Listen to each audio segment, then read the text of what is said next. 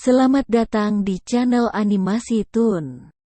Kali ini admin akan membawakan cerita tentang pendekar pedang yang tak terkalahkan. Jangan lupa sebelum mendengarkan cerita ini siap terlebih dahulu kopi dan sebatang rokok. Dan bagi yang para pendengar yang setia jangan lupa tekan dulu tombol subscribe-nya. Biar kedepannya para pendengar setia tidak ketinggal dengan update-update selanjutnya. Baiklah, sekarang kita mulai masuk ke alur ceritanya. Pendekar pedang yang tak terkalahkan episode 3. Di sebelah rawa di lembah Qingfeng, warrior yang duduk bersila, memejamkan mata. Memasukkan jiwa dewa ke dalam tubuh. Setelah kegembiraan sebelumnya, warrior yang merasa sedikit aneh, ada dua pusat energi. Ini sangat aneh, dia pun memutuskan untuk memeriksa pusaran pusat energi yang ada di bagian terdalam. Kali ini dia melihat jelas pusaran pusat energi ini. Ukuran pusaran pusat energi ini sebesar telapak tangan, terus menyerap. Juga karena daya serap ini, setiap dia setelah latihan energi hitam pun seketika diserap masuk ke dalam pusaran ini. Karena pusaran ini menyerap semua energi hitam yang ada di dalam pusat energi, membuat dia tidak bisa menjadi seorang pendekar hitam. Tidak. Seharusnya dia sudah menjadi pendekar hitam. Karena melihat seorang menjadi pendekar hitam harus melihat bakatnya. Jika melalui pelatihan tubuh menyerap energi hitam, maka orang ini adalah seorang pendekar hitam. Tapi, energi hitam yang masuk ke dalam tubuh diserap oleh pusaran ini, menyebabkan dia dalam 1 tahun ini merasa dirinya bukan pendekar hitam. Dari syarat menjadi pendekar hitam, dia dari dulu sudah merupakan seorang pendekar hitam. Warrior yang mencoba mengendalikan pusaran ini, berdasarkan pemikiran ini. Pusaran ini ada dalam tubuhnya berarti bagian dari dia, bisa dikendalikan olehnya. Tapi dia pun mulai kecewa, setiap kali ingin menarik keluar energi hitam dari pusaran ini. Pusaran ini akan melawan, berputar dengan cepat, membuat dia tidak bisa menarik keluar energi hitam. Energi hitam ini adalah milikku. Setelah berjuang cukup lama, melihat pusaran ini masih tidak ingin melepaskan energi hitam. Warrior yang pun mulai mengamuk. Jika tidak bisa mengendalikan pusaran ini, maka dia seumur hidup hanya bisa terus bekerja untuk pusaran ini. Sekarang yang paling penting adalah jika tidak ada energi hitam, dia bagaimana meningkatkan pembinaan? Perlu diketahui, dengan jumlah latihan dia sekarang sudah mencapai batas tertinggi. Dalam kondisi tidak ada sumber pembinaan, jika tidak ada energi hitam yang memulihkan badan, meningkatkan maka akan menimbulkan kerusakan parah pada tubuh. Berikan aku sedikit, sedikit saja, kamu juga harus menyadari tanpa aku.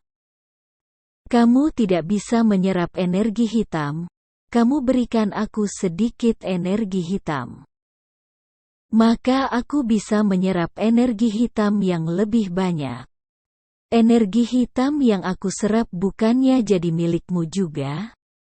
Bagaimana? Kita kerja sama saling menguntungkan, jika tidak kita akan sama-sama terluka? Tidak bisa dengan paksa, warrior yang pun mulai dengan cara lembut. Meskipun merasa tidak senang, karena energi hitam ini adalah hasil dari dia berlatih keras. Tapi tidak ada cara lain, energi hitam akan memutuskan dia apakah bisa menjadi seorang pendekar hitam, juga memutuskan dia apakah bisa menjadi murid bagian luar, jadi dia pun harus mengalah. Beberapa saat kemudian, pusaran tidak merespons, di saat warrior yang ingin memarahi. Tiba-tiba, sebuah energi hitam emas mengalir keluar dari pusaran. Melihat keadaan ini, warrior yang pun sangat bahagia. Tidak lama kemudian, muncul lagi, pelan-pelan energi hitam berwarna emas terus mengalir keluar. Sekitar 20 filamen energi hitam emas mengalir keluar, pusaran baru berhenti. Energi hitam berwarna emas ini mengalir masuk ke dalam pusat energi. Warrior yang pun berencana menjerit, tapi di saat itu, energi hitam emas pun mengalir masuk ke dalam saluran nadi. Seketika, energi hitam emas ini masuk ke dalam otot-otot. Saat itu juga, warrior yang seolah-olah mendengar jeritan kebahagiaan sel-sel nadi. Rasa pegal dan capek seketika menghilang, stamina pun pulih kembali. Di saat warrior yang merasa curiga, dia mendadak merasa tubuhnya ada benda yang bergerak. Segera membuka baju, menundukkan kepala melihat.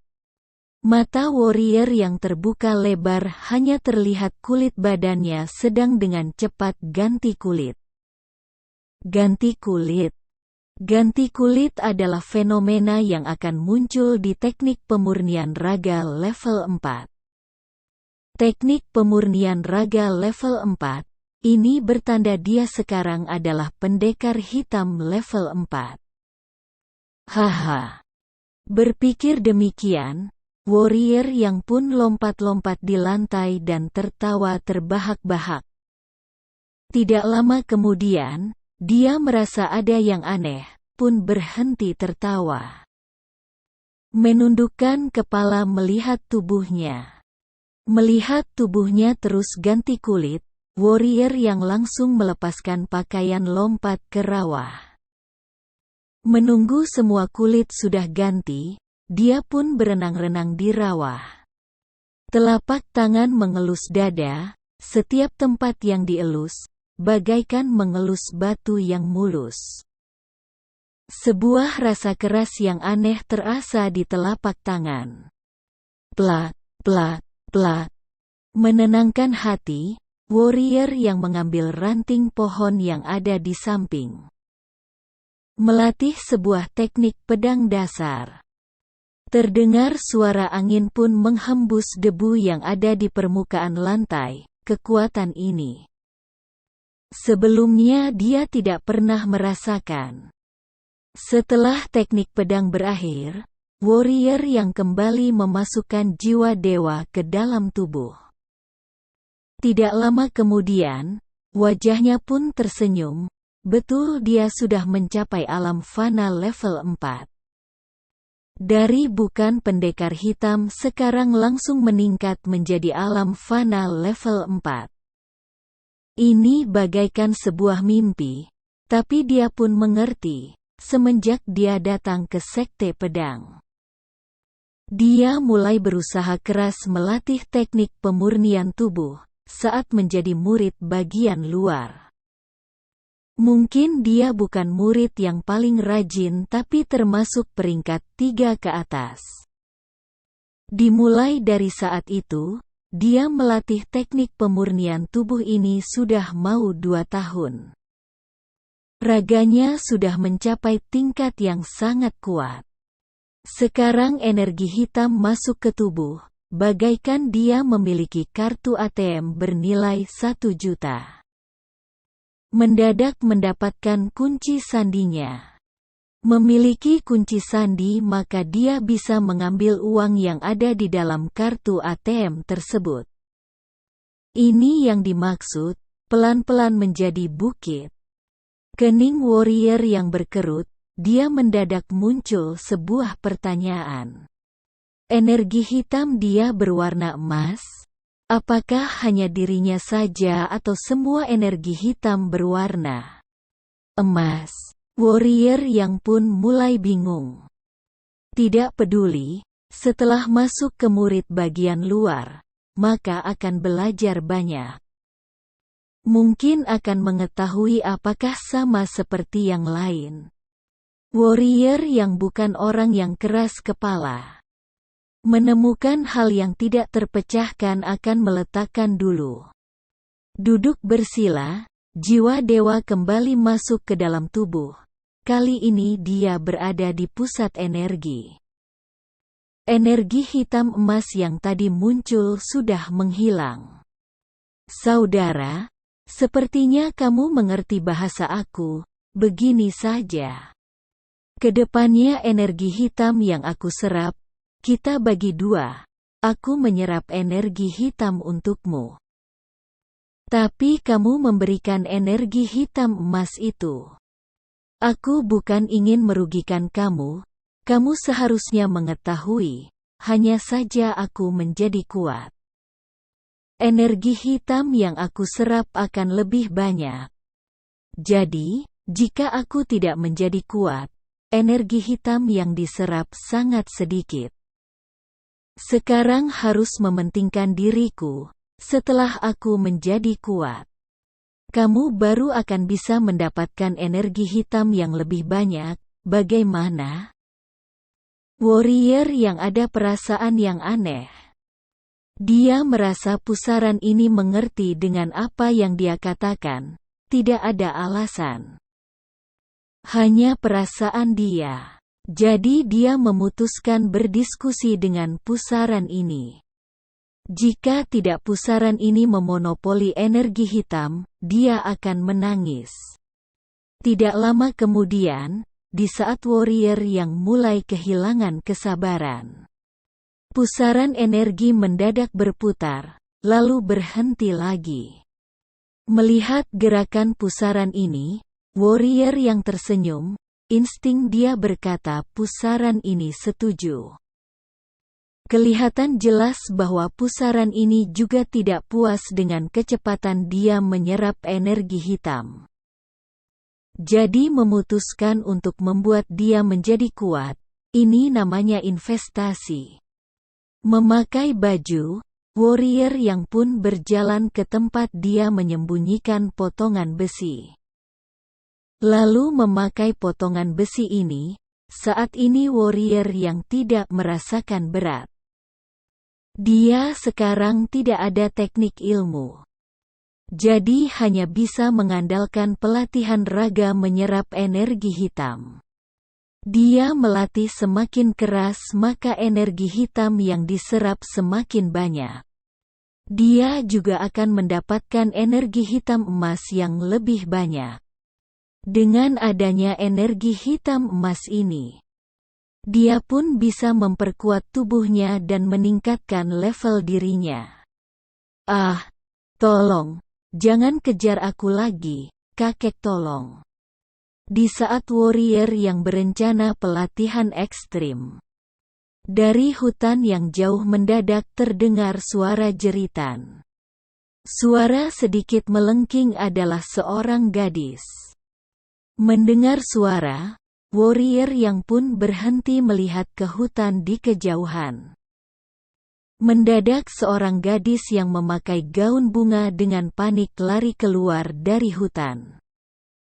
Gadis ini berusia sekitar 13/14 tahun, rambut dikepang ke belakang, wajah sangat pucat. Menggigit bibir dan berlari dengan kencang. Gadis ini berlari keluar, di saat melihat warrior yang, muka yang pucat pun semakin pucat. Sambil lari sambil berteriak, murid tukang, cepat kabur, ular kecil sudah menggila. Duar. Di saat warrior yang termenung, tiba-tiba permukaan lantai bergetar. Sebuah makhluk raksasa muncul dari hutan di belakang gadis menyerbu keluar. Raja ular raksasa. Melihat makhluk raksasa ini, muka warrior yang pun seketika pucat seperti gadis tersebut. Ular kecil. Ini adalah Raja Ular Raksasa. Raja Ular Raksasa, monster hitam level 5, bentuk badan sebesar 3 manusia dewasa. Panjang 10 meter, memiliki mata yang besar, yang paling utama ada sisik ular. Pertahanan ini menggunakan keterampilan pedang mungkin tidak bisa membelahnya. Oke, untuk kali ini sampai di sini dahulu ceritanya, nantikan kembali keseruan dari cerita ini. Salam sehat selalu untuk para pendengar setia.